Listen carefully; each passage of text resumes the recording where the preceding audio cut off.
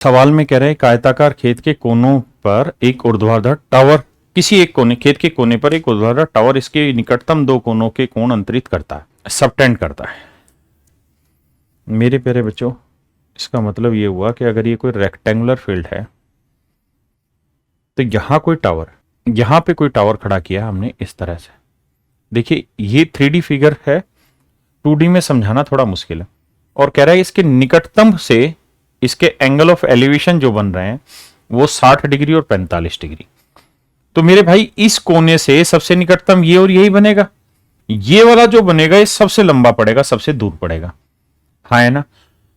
तो इसको मैं 3D तरीके से समझाता हूं।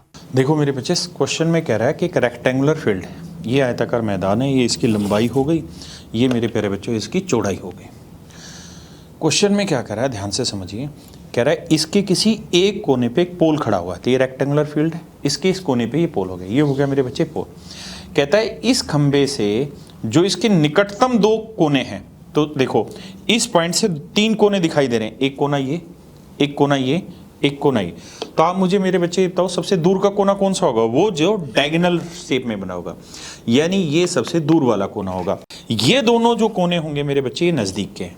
तो क्वेश्चन में कह रहा है कि ये जो दो कोने हैं, ये वाला कोना, ये वाला कॉर्नर और ये वाला कोना, यानी इस वाले वर्टेक्स से और इस वाले वर्टेक्स से इसके टॉप का जो एंगल ऑफ एलिवेशन है वो 45 डिग्री और 60 डिग्री है।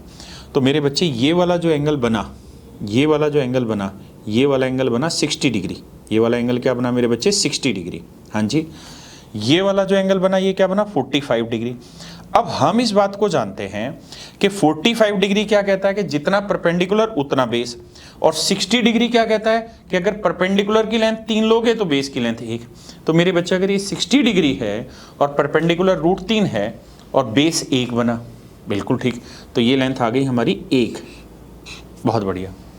अब मुझे बताओ इस वाले वर्टेक्स से इसके टॉप का एंगल ऑफ एलिवेशन कितना है जी? 45 डिग्री। 45 डिग्री क्या कहता है कि जितनी हाइट होगी उतना ही बेस होगा। तो अगर हाइट हमने √3 ली है तो इसका मतलब मेरे बच्चे इसका बेस भी कितना ले लिया? √3।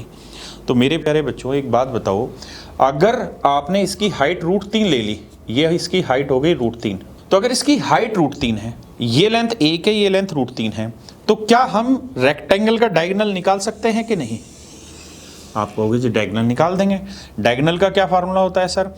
इसका वर्ग जमा इसका वर्ग, तो √3 का वर्ग 3 और ब्रेड्थ 1 है, तो 1 का वर्ग 1, 3 और 1 4, तो ये लेंथ मेरे बच्चे कितनी निकल के आ जाएगी? 2। अब क्वेश्चन में क्या पूछने लग रहा है?